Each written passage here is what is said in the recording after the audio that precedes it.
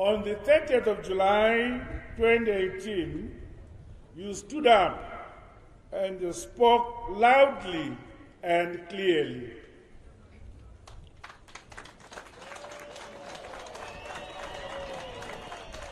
You showed the world that not only could we all campaign in a spirit of peace and tolerance, with parties free to campaign whenever, wherever, and however they saw fit. We equally, together, demonstrated that we could also hold free and fair, transparent and credible elections.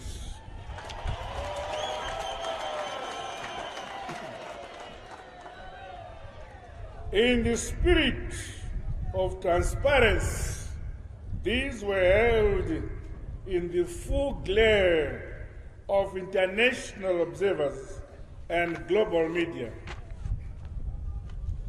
We, however, condemn the MDC alliance-inspired violence post our free and fair elections,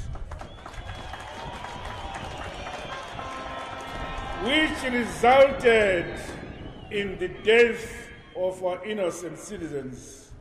May their souls rest in eternal peace.